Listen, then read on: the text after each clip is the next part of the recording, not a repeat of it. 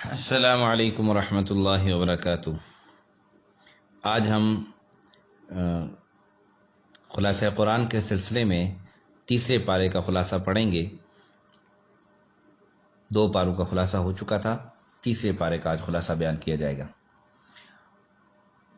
تیسرے پارے کا نام ہے تلک الرسل۔ اس میں بتایا گیا کہ سلسلہ رسالت کی ہر کڑی نے وہی دعوت دی جو اسلام کی ہے، اور ہر زمانے میں اس دین کو غالب کرنے کے لیے رسولوں نے کوششیں کی ہیں۔ انہی میں کلیم اللہ حضرت موسیٰ علیہ السلام اور روح اللہ حضرت عیسیٰ علیہ السلام بھی تھے۔ یہودیت اور نصرانیت وغیرہ کی ساری گروہ بندیاں اور اختلافات انبیاء کے پیدا یا بتائے ہوئے نہیں ہیں، بلکہ ان کی تعلیم کو بھلا دینے والوں کے یہ خود ساختہ اختلافات ہیں۔ پھر اس کے بعد رکوع نمبر 34 شروع ہوتا ہے سورہ بقرہ کا۔ اس رکوع میں اللہ تعالیٰ کی راہ میں خرچ کرنے کی تاکید کرتے رہنے کی تاکید ہے، اور آخرت میں کامیابی اور سرخری حاصل ہو اس چیز کا تذکرہ ہے۔ پھر چند صفتوں کے ساتھ اللہ تعالیٰ کی جو صفات بیان کی گئیں نہایت اعلیٰ پیرائے میں، جس کو آیت الکرسی کے نام سے کہا جاتا ہے۔ پھر بتایا کہ ہدایت نہایت روشن اور واضح طریقے سے سامنے آ چکی، اب اسے قبول کرنا یا نہ کرنا خود انسانوں کا اپنا کام ہے۔ دین اختیار کرنے میں کسی پر جبر نہیں، یہاں کی ساری آزمائشیں اختیار اور آزادی عمل ہی میں کے گرد گھومتی ہیں۔ جو لوگ رضا اور رغبت سے اپنے اختیار اور آزادی سے دستبردار ہو کر اللہ کے دین کے حوالے اپنے آپ کو کر دیں، اللہ تعالیٰ ان کا دوست اور حامی اور مددگار اور کارساز رہے گا۔ اور جو لوگ طاغوتی پیروی کریں گے تو طاغوت انہیں روشنی سے نکال کر تاریکیوں میں بھٹکاتے رہتے ہیں۔ پھر رکوع نمبر 35 میں پہلے تو حضرت ابراہیم علیہ السلام اور نمرود کا مشہور مکالمہ کا تذکرہ ہے کہ کس طرح نمرود اپنے اقتدار کے ایک نشے میں اللہ کی ربوبیت کا جو منکر تھا، اور کس طرح حضرت ابراہیم علیہ السلام نے اسے لاجواب کر دیا، مگر پھر بھی وہ ایمان نہ لایا۔ پھر وہ 2 واقعات ذکر کیے، ایک تو یہ کہ ایک بزرگ کہا جاتا ہے کہ حضرت عزیر علیہ السلام تھے کا گزر ایک بستی سے ہوا جو ویران تھی۔ انہوں نے سوچا کہ اللہ تعالیٰ کس طرح اس مردہ شہر کو زندگی عطا کرے گا، تو اللہ تعالیٰ نے 100 برس تک ان پر موت طاری کر دی، 100 سال تک ان پر موت طاری کر دی، اور پوچھا، پھر زندہ کیا اور پوچھا کہ ہاں بتاؤ کتنا عرصہ تم اس حال میں رہے؟ انہوں نے جواب دیا کہ 1 دن یا دن کا کچھ حصہ۔ اللہ تعالیٰ نے فرمایا تم 100 برس تک مردہ حالت میں یہاں پڑے رہے۔ اچھا اب ذرا اپنے کھانے پینے کے سامان دیکھو، وہ اسی حال میں بالکل تر تازہ، ذرا بھی نہیں گلا سڑا، اور اپنی سواری والے گدھے کو بھی دیکھو کہ یہ بالکل ختم ہو چکا۔ یہ اس لیے کیا گیا تاکہ تم لوگوں کے لیے اپنی قدرت کی جیتی جاگتی نشانی اور ثبوت بنا دیں۔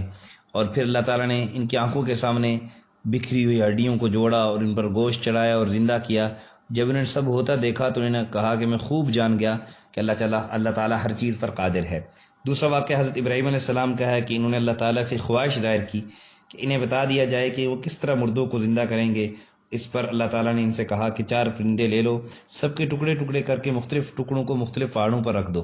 انہوں نے ایسا ہی کیا۔ پھر اللہ تعالیٰ نے کہا کہ اب سب کو پکارو۔ انہوں نے ادھر ادھر آواز دی، ادھر اللہ تعالیٰ نے ہر ایک کے ٹکڑے آپس میں ملا دیے، اور سب زندہ ہو کر آگے۔ اس طرح اللہ تعالیٰ نے ان واقعات کے ذریعے یہ تعلیم دی ہے کہ انبیاء اور رسول جو کہتے ہیں وہ قیاس و گمان نہیں، انہوں نے ان حقائق کو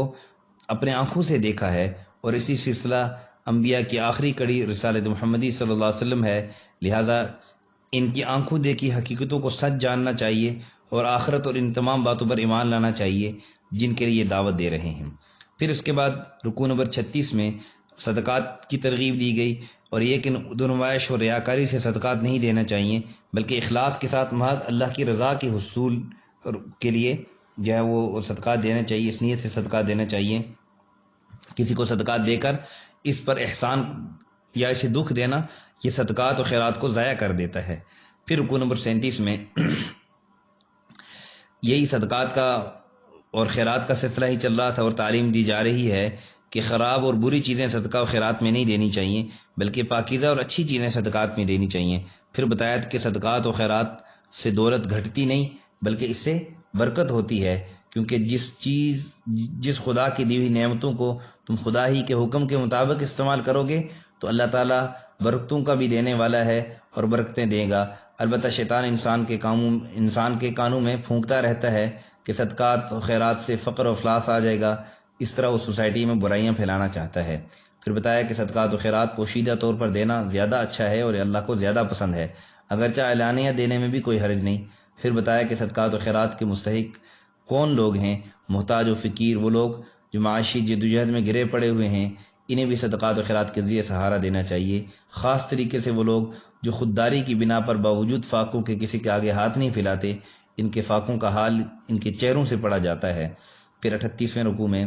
صدقات و خیرات پر ابھرتے ہوئے سود کی ممانعت کی گئی، کیونکہ یہ سود انسان کو سنگ دل بناتا ہے اور سوسائٹی میں طرح طرح کی خرابیاں لاتا ہے۔ حاجت مندوں سے حسن سلوک کے بجائے ان کا خون تک چوس لینے کی راہ پر لگاتا ہے، اخوت و مساوات اور باہمی محبت پر ضرب کاری کرتا ہے۔ پھر سود کے لین دین کو اللہ تعالیٰ اس کے رسول صلی اللہ علیہ وسلم سے جنگ قرار دیا، اور ظاہر ہے کہ اللہ اس کے رسول سے جنگ کر کے نہ کوئی دنیا میں پھل پھول سکتا ہے نہ آخرت میں۔ پھر یہ تعلیم دی کہ جن لوگوں کو تم قرض دو، اگر وہ وقت مقرر پر قرض ادا نہ کر سکیں، حقیقت میں وہ اس قابل نہ ہو سکے کہ ادائیگی کریں، اور باوجود سعی و کوشش کی ادائیگی کا سامان نہ کر سکیں، عسرت و تنگی میں مبتلا ہیں، تو انہیں فارغ البالی تک مہلت دے دیا کرو کہ اگر اپنے قرضوں کو صدقہ بنا دو، یعنی معاف کر دو، تو تمہارے حق میں بہتر ہے اور اس میں بڑی خوشنودی ہے۔ کوئی آدمی آپ نے اس کو قرض دیا، اب وہ قرض آپ دیکھتے ہو کہ وہ نہیں دے سکتا، تو آپ اس کو اللہ کی رضا کے لیے معاف کر دو، تو آپ کو صدقے کا ثواب بھی ملے گا اور یہ تمہارے حق میں بہت بہتر بھی ہے۔ پھر 39ویں رکوع میں چند اسلامی قوانین کا بیان کیا گیا، وہ یہ کہ لین دین کے معاملات کو تحریر میں لے آنا چاہیے، خواہ قرض کا معاملہ ہو یا گروی رکھنے کا معاملہ ہو یا ادھار ہو، تجارت کا، البتہ جو سودا ہاتھ بات یعنی نقد ہو تو اس کے لیے ایسا کرنا ضروری نہیں، اور اس تحریر پر 2 مردوں یا 1 مرد یا 2 عورتوں کو گواہی بھی لینی چاہیے۔ سفر کی حالت میں کوئی لین دین ہو اور کوئی لکھنے والا نہ ملے تو بغیر کتابت کے معاملہ کرنے میں بھی کوئی مذائقہ نہیں۔ پھر تیسری جو اصول بیان کیا گیا، اسلامی جو قوانین میں قانون بیان کیا گیا، وہ یہ ہے کہ امانت کو مطالبہ کے وقت امانت رکھوانے والے کے حوالے کرنا ضروری ہے، اس میں یعنی دیر نہیں کرنی چاہیے، اور کسی قسم کی شہادت کا چھپانا بھی گناہ ہے۔ پھر رکوع نمبر 40 میں پہلے تو بتایا کہ اللہ آسمان و زمین سب اللہ ہی کے قبضے میں ہیں، اس کے لیے کوئی ایسی جگہ موجود نہیں جہاں اللہ کی گرفت کا ہاتھ نہ پہنچ سکے، لہذا انسان جو بھی عمل کرے گا اس کی جوابدہی سے کرنی ہوگی، یہاں تک کہ اگر اپنے دل میں کوئی ارادہ اور بری نیت رکھتا ہے تو وہ بھی اللہ سے پوشیدہ نہیں، اس کا بھی اس کو مواخذہ دینا ہوگا، یعنی اس سے بھی مواخذہ ہوگا۔ اس لیے انسان کی صحیح روش جو ہونی چاہیے، اور اسے سمجھانے کے لیے کہا گیا کہ یہ رسول اور یہ مومن بندے اللہ پر، اللہ کے فرشتوں پر، اللہ کی کتابوں پر، اللہ کے رسولوں پر ایمان رکھتے ہیں، اور اللہ تعالیٰ کے رسولوں میں تفریق نہیں کرتے جیسا کہ یہودیوں اور نصرانیوں نے کر رکھا ہے، اور نہ صرف ایمان رکھتے ہیں بلکہ ایمان کے تقاضوں کو پورا کر کے اطاعت کا عزم بھی کرتے ہیں، اور اللہ سے مغفرت کے طالب بھی ہوتے ہیں کیونکہ انہیں قیامت کا یقین ہوتا ہے۔ پھر ضمناً بتایا گیا کہ اللہ تعالیٰ کسی کو اس کی طاقت و برداشت سے زیادہ حکم نہیں دیتا، لیکن یاد رکھنا چاہیے کہ اپنی طاقت و برداشت کا اندازہ خود انسان نہیں کر سکتا، کیونکہ وہ اولاً تو جسمانی مشین کا بنانے والا نہیں جان سکے گا کہ کتنا بار اٹھانے کی اس میں صلاحیت و طاقت ہے، پھر نفس کے بہکاوے میں آ کر یہ ہیلا و بہانہ کر سکتا ہے کہ ہماری طاقت برداشت سے زائد ہے۔ اس کا اندازہ اور علم اللہ ہی کو ہے، کیونکہ وہ خالق ہے، اور کسی مشین کا بنانے والا ہی جان سکتا ہے کہ اس مشین میں کتنے وزن اٹھانے کی پاور ہے۔ پھر ان مومنین کا طرز عمل یہ بتلایا گیا کہ وہ ہمیشہ اللہ کی جانب رجوع کرتے ہیں، اور وہ جانتے ہیں کہ انسان خطا و نسیان سے مرکب ہے، اس لیے اللہ سے دعا کرتے ہیں کہ ربنا لا تؤاخذنا ان نسینا، اے اللہ ہم اگر بھول چوک ہو جائے تو ہمیں معاف فرما، اور ہم پر ہماری طاقت و برداشت سے زیادہ بوجھ نہ ڈال، اور درگزر کر ہماری مغفرت فرما اور ہم پر رحم فرما، کیونکہ تو ہی ہمارا آقا و مالک ہے، اور دین کو سر بلند کرنے میں ہماری مدد فرما۔ اسی طرح رسول صلی اللہ علیہ وسلم اور مومنین کے طرز عمل کا گویا ایک نقشہ کھینچ کر رکھ دیا، تاکہ ہر زمانے کے مسلمان اسی کے مطابق اپنی عقیدہ و مسلک اور اپنے عمل کو بنائیں اور استوار کریں۔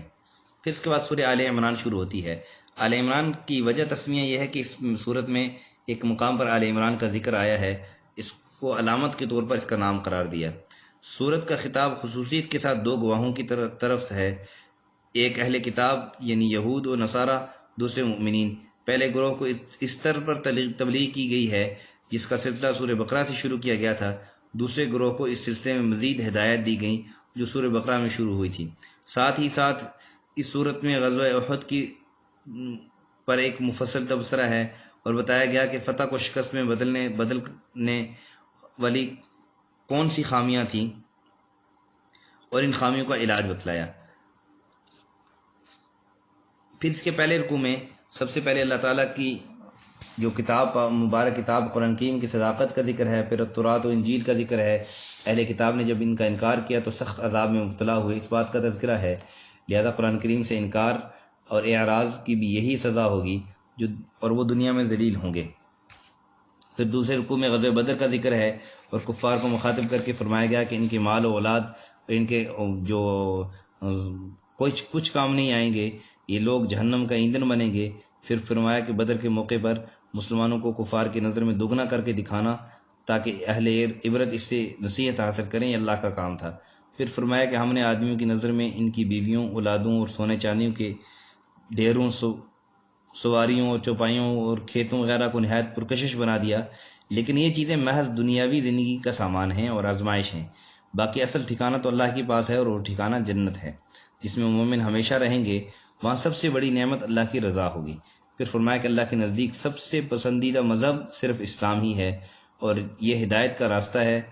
اور ہدایت کا راستہ ہی اسلام سکھاتا ہے۔ آخر میں یہ بات سمجھ لی جائے کہ اسلام ان خیالات اور خواہشات کا نام نہیں ہے جو انسان اپنے فائدہ کی خاطر بنایا کرتا ہے، اسلام وہی ہے جو قرآن و سنت کے ذریعے ہم تک پہنچا۔ پھر تیسرے رکوع میں سورہ آل عمران کے تیسرے رکوع میں یہودیوں کی چند شرارتیں بیان کی گئیں کہ انبیاء علیہ السلام اور ان علماء کو قتل کروا دیتے تھے جو صحیح دین پیش کرتے تھے، اور ایسے لوگوں کی سزا بیان کی گئی ہے کہ ان کے اعمال دین و دنیا میں ضائع کر دیے جائیں گے۔ یہودیوں کا خیال ہے کہ ہم چند دن کے لیے دوزخ میں جائیں گے، قرآن کہتا ہے کہ ان کے دعوے محض فریب اور نفس کی جو چالیں ہیں اس بنا پر ہیں،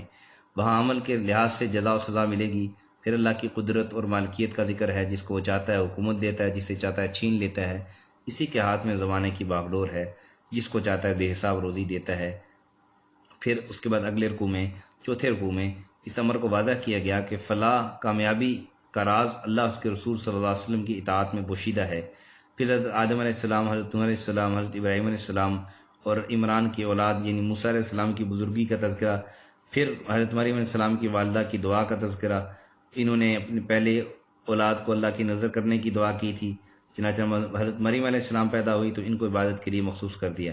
پھر زکریا علیہ السلام کی دعا کا تذکرہ ہے کہ ان کی زوجہ بانجھ تھیں، وہ اپنے بڑی عمر ہونے کی وجہ سے اولاد سے مایوس ہو چکے تھے، مگر اللہ تعالیٰ نے ان کی دعا کے جواب میں حضرت یحییٰ علیہ السلام کی ان کو بشارت دی، جس کا تذکرہ سورہ مریم میں بھی آتا ہے تفصیل کے ساتھ۔ پھر اس کے بعد پانچویں رکوع میں حضرت عیسیٰ علیہ السلام کے خدا اور اس کا بیٹا ہونے کے اعتقاد کی غلطی کو واضح کرنے کی ابتدا ہو رہی ہے۔ نیز یہ کہ یہود نے جو حضرت مریم علیہ السلام پر تہمت لگائی وہ بھی غلط تھی، چنانچہ اس سلسلے میں حضرت عیسیٰ علیہ السلام کی پیدائش کا مختصر حال، پھر ان کی نبوت اور کتاب دیے جانے کا تذکرہ، پھر ان کے معجزات کا تذکرہ ہے کہ وہ مٹی کا پرندہ بنا کر اللہ کے حکم سے اس کو زندہ کر دیتے ہیں اور نابینا کو جو ہے نا وہ بینا کر دیتے ہیں، کوڑوں کو تندرست کر دیے دیتے ہیں، یہ سب اللہ کے حکم سے کرتے ہیں۔ عیسائیوں کی جو بد اعتقادیاں ہیں اور بدسلوکیاں ہیں ان کا بیان ہے۔ پھر دشمنوں کے نے جو آپ کے قتل کے سلسلے کے منصوبے بنائے تھے، ان سے بچانے کی تدبیر الہی کیا تھی، اس کا ذکر اگلے رکوع میں آ رہا ہے کہ عیسیٰ علیہ السلام کو ان کے دشمنوں نے جو قتل کرنے کی سازش کی تھی، اللہ تعالیٰ نے ان کو بچا لیا۔ تو رکوع نمبر 6 میں اس کا تذکرہ ہے کہ حضرت عیسیٰ علیہ السلام کو اللہ تعالیٰ نے کیسے دشمنوں سے نجات دلائی۔ پھر عیسیٰ علیہ السلام موجزانہ تعلق کو حضرت آدم علیہ السلام کی تخلیق سے تشبیہ دی گئی کہ آپ صرف بے باپ پیدا ہوئے، مگر حضرت آدم علیہ السلام بغیر ماں باپ کے محض اللہ کے کرم سے وجود میں آئے ہیں۔ پھر آخر میں بتایا کہ یہ قصے بالکل سچے ہیں اور معبود تو صرف اللہ ہی ہے۔ پھر 7ویں رکوع میں یہود کو توحید کی دعوت دی گئی، پھر ملت ابراہیم کو سامنے لا کر ہدایت کی گئی کہ ابراہیم علیہ السلام یہودی اور نصارہ نہ تھے، لہذا جب تم خود کو ابراہیم علیہ السلام کا پیروکار بتاتے ہو تو ابراہیم علیہ السلام کی طرح اپنے آپ کو محض مسلمان ہی سمجھو، یہودیت سے اور نصرانیت سے نکلو۔ پھر 8ویں رکوع میں اہل کتاب کے 2 گروہوں کے طرز فکر اور طرز عمل کا تذکرہ کیا گیا۔ ایک تو یہ کہ یہودیوں نے اسلامی دعوت کی طرف سے بدی پھیلانے کی غرض سے ایک خفیہ گروہ تیار کیا، جس کو ہدایت کی کہ وہ پہلے اعلانیہ اسلام قبول کریں اور پھر مرتد ہو جائیں۔ اس طرح جگہ جگہ لوگوں میں یہ بات پھیلائیں کہ ہم پہلے اسلام لے آئے لیکن مسلمانوں اور رسول کا یہ خرابیاں دیکھیں ان سے، تو اس لیے ان سے الگ ہو گئے۔ دوسرا گروہ بددیانت یہودیوں کا تھا، جو انتہائی بددیانت تھے، جن پر اگر کوئی بھروسہ کر کے امانت رکھ دیتا تو اس کو ہضم کرنے کی کوشش کرتا اور کہتا کہ غیر یہودیوں کا مال ہمارے لیے حلال ہے، قیامت میں اس پر کوئی مواخذہ ہم پر نہیں ہوگا۔ اللہ تعالیٰ نے فرمایا کہ قیامت میں بدعمل کا مواخذہ ہوگا اور حد بددیانتی کی سزا ہوگی۔ نیز اس رکوع میں یہودیوں کی ایک اور حرکت بتائی گئی کہ وہ تورات میں نت نئی تحریفیں کرتے اور حق کو چھپانے کے لیے بگاڑ کر پڑھتے ہیں۔ سننے والا خیال کرتا ہے کہ یہ تورات پڑھ رہے ہیں، حالانکہ وہ الفاظ کتاب کی عبارت سے الگ ہوتے ہیں، اپنی طرف سے وہ پڑھ رہے ہوتے ہیں۔ پھر اس کے بعد آخری رکوع میں، یعنی تیسرے پارے کے آخری رکوع میں یہودیوں کی ان باتوں کی جامع تردید ہے جن کو انہوں نے نبیوں کی طرف اپنی مذہبی کتابوں کے اندر شامل کیا، اور ان مذہبی کتابوں کے ذریعے یہ باور کروایا کرتے تھے نبی یا فرشتے کی حیثیت سے معبود کسی حیثیت ہے نبی کی، تو کہا کہ یہ بالکل غلط بات ہے۔ چنانچہ اس رکوع میں یہ قاعدہ بتایا گیا کہ ایسی کوئی تعلیم جو اللہ کے سوا کوئی اور کسی اور کی بندگی کی طرف جو سکھائے وہ ہرگز رسول کی تعلیم نہیں ہوتی، اور جہاں کسی مذہبی کتاب میں یہ چیز نظر آئے تو سمجھ لو کہ گمراہ لوگوں کی ایجاد ہے۔ پھر بتایا کہ نبیوں میں نے اپنے اپنے زمانے میں اسلام ہی کی دعوت دی ہے، اور اس لیے مسلمانوں کا کام یہ ہے کہ سارے رسولوں پر ایمان لائیں اور ان کے درمیان تفریق نہ کرے، یعنی ایسا نہ کرے کہ کسی کو مانے کسی کو نہ مانے، بلکہ سارے انبیاء پر ایمان لانا یہ ایک مسلمان ہونے کے لیے ضروری ہے۔ یہ تھا تیسرے پارے کا مختصر خلاصہ۔ اللہ سے دعا ہے کہ اللہ ہمیں سمجھ عمل کی توفیق نصیب فرمائے۔